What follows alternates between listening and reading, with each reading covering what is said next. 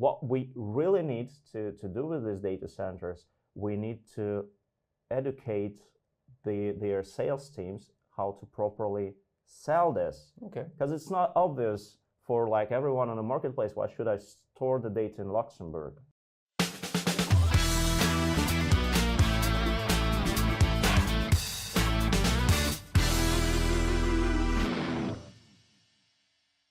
Today, I have the pleasure to welcome in the studio Dmitry Panenkov, the CEO and founder of EMA. Welcome. Yeah, hi, thanks for having me. A lot of people talk to me about Dmitry and his team. These guys are making history here in Luxembourg around cloud. So just for the record, can you explain what EMA means? Yeah, EMA is an Enterprise Multi-Cloud Management Application. So basically, EMA is an acronym. It's not like the latest name. Sadly, but basically you allow big companies to basically move their data from one cloud to another, depending on the needs or the pricing, etc. Is that right? To a certain extent. So what we do, we interconnect different cloud service providers that companies they use, and we help them, companies I mean, to choose the best of breed services from the different providers and interconnect them so they can save a lot of money. Imagine that you have a service that you really need from one service provider, but you also want to use another service provider, and without us you don't know how to do this. You need a lot of tools to make them connected, to make somehow these services connected and build this homogeneous environment. Without us, it's really hard to do. So that's what we do, and we help companies to save a lot of money with this approach. So it's like a dashboard where I can manage all my cloud, all my needs in one place. Of course, I'm interested to know, how did you land in Luxembourg? I think you got the idea after a very nice career in 2019. So how did you start and how did you land here? Yeah, I was started with a few developers actually a bit earlier in 2018, because I was working for a big company and I was working in sales. So I had a lot of customers here in Europe, and all these customers, they were struggling with management of different cloud environments. And I realized, okay, there's a big market, big opportunity. So I hired 2 developers and we started to build in what we called a cloud management platform. We never had this EMA name before. So, and then we realized, okay, so that should be a global thing. And we looked into Europe because, I mean, I was working in Europe, I knew the customers, and I was thinking, okay, well, once we get it built and delivered, so I'll reach out to all these guys, they will buy from me, and I mean, I'm super happy, rich guy. It never happened. So we started in the Eastern Europe, and unfortunately quite soon we realized that it's really hard to build a team there, because there were a lot of limitations in terms of like regulations and how fast you can actually invite people or bring people into the country. Okay. And then guys from Lux Innovation, they reached out and they told us, okay, but we have in Luxembourg a FIFA Start program. I was like, and what is that? It's an equity-free program where you can get up to 150K as a grant. And it's not an investment. It's just simply if you're good enough and you're building something. No strings attached, I think. Yeah. So that's why we decided not to move, but to participate. And we never knew, so you never read these agreements before you start your journey. So, and then we realized, okay, to get this grant, you need to move the company. That's why we moved into Luxembourg. Yeah, and I think this is a really interesting case, because right now you have already raised $23 million. It's interesting to notice that one of the biggest fundraisers in Luxembourg right now is G-Core, which is also active in the cloud, and I think you collaborate together. So we might be on something really interesting here. You have an annual recurring revenue of more than 20 million euros, and you already have a team of 83 people. Not all of them in Luxembourg, but more than 20 are actually relocating here. So that's extremely motivating. Big question is, we're good at attracting people, we're good at subsidies, but this is not the name of the game. The name of the game is contracts. It's really growing the revenues and the profits. So how can Luxembourg help you from here to scale? So first of all, Luxembourg does a great job already. So all these trade missions, all the support from the Minister of Economy, I mean, these grants they're also are important. You know that if you're collaborating with the universities, for example, you can create a joint product, and this joint product can be also subsidized. This is also a cool thing about Luxembourg. And I mean, we are in touch with the different ministers here in Luxembourg. Everyone supports us, and I think that the only way to support a smaller companies like ours, not a big enterprises, is to open the doors for them, to help them to expand into the new regions. That what our trade missions they do, right? And we appreciate that really much.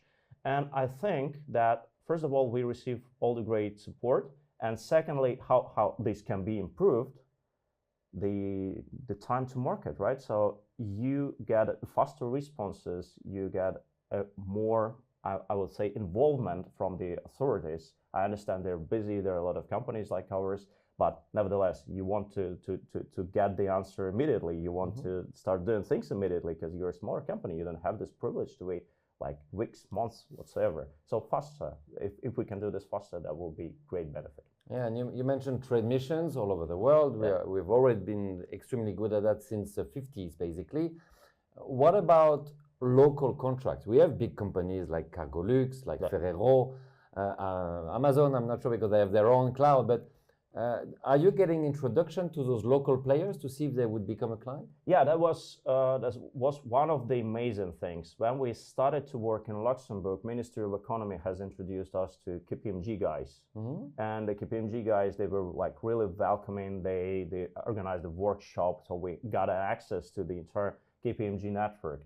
Later on, like last year, end of last year, we got access to the PricewaterhouseCoopers guys. Okay. And I mean, they're also very open and transparent. So they said, okay, we have customers here in Luxembourg and in the neighborhood countries who are interested in this solution, because all the other, let's say, competitors, they are from the United States of America, and everyone in Europe wants to work with the European companies because it is like relates to the data that you store in the cloud.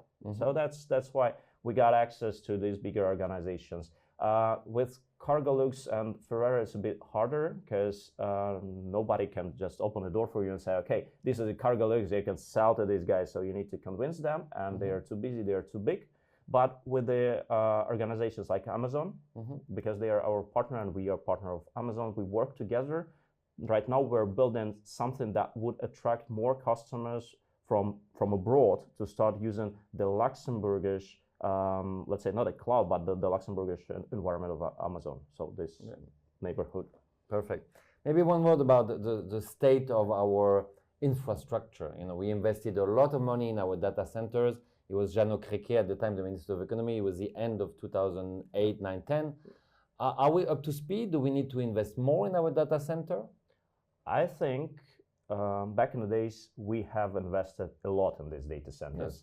These are Tier 4 data centers, military-grade protection. They are interconnected. And I mean, that's super cool. They have a top-notch equipment out there. What we really need to do with these data centers, we need to educate their sales teams how to properly sell this. Okay. Because it's not obvious for like everyone in the marketplace, why should I store the data in Luxembourg, right? And we try to promote like, okay, it's middle of Europe, it is well connected. You have 200 kilometers to Frankfurt, like peering center, and you can transfer the data onwards to the United States or whatever you want. But on the other hand, the important thing that with the Luxembourgish data center ecosystem, which is like, as I said, interconnected, you can create a failover cluster. So your applications, they are always up and running. They are 100% secured. They are 100% sovereign. And with the platforms like ours, for example, on top of that, you can interconnect these environments with any other cloud service provider that exists on the marketplace.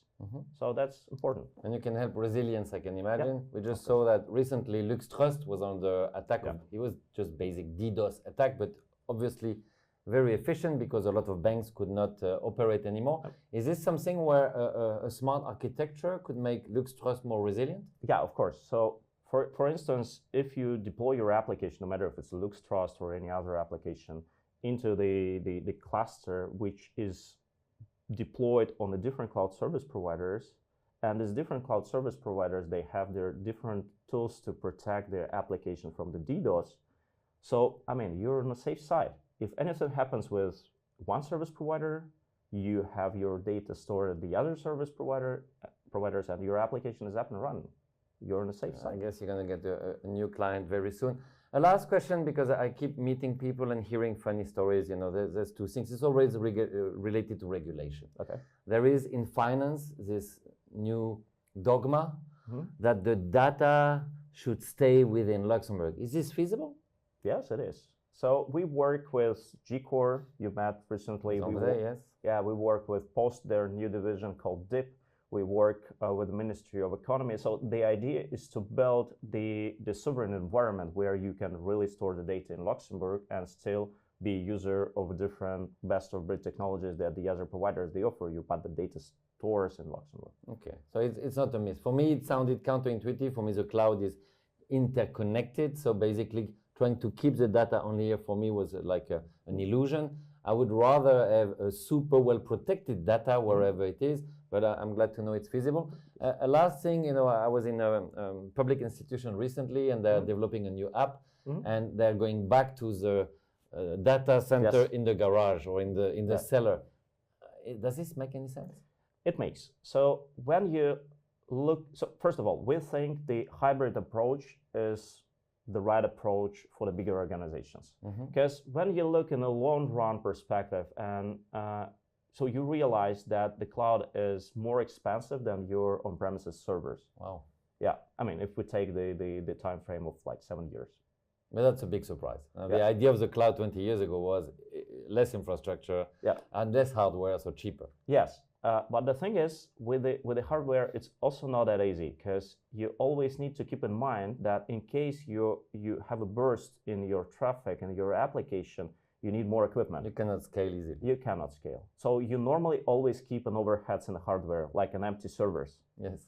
So and that's why the hybrid approach we think is the right one. So you can keep the majority of your data and your application on premises. Okay. But in case there is a burst and you need to scale out, you scale out into the cloud. Okay. So you basically combine both, the best of both worlds, and I imagine for the ultimate backup, it feels good to have it in a cellar. Last question.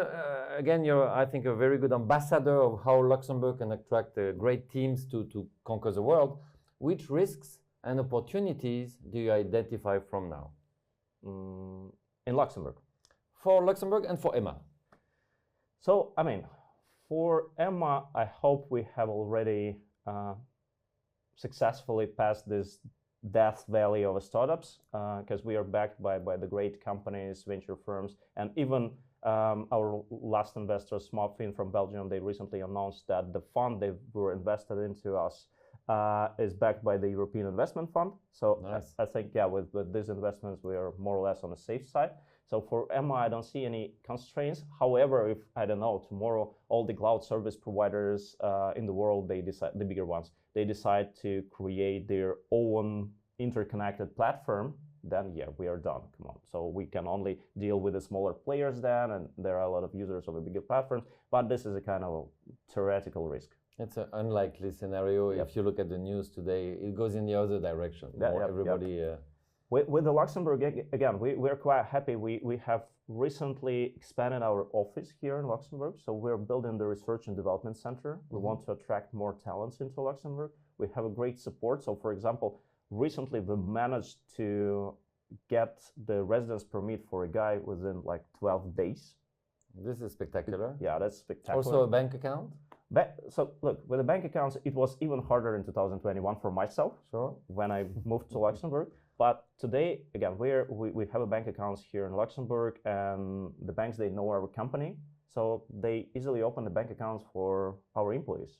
That's also cool. Of course. So that's, again, a lot of good news here with an entrepreneur who chose Luxembourg, got the Fit for Start program, and is starting to scale. Again, we're talking about 20 million euro annual recurring revenue. So I can only wish you to scale properly, and we're all rooting for you. Yeah, thanks a lot. Thank you very much.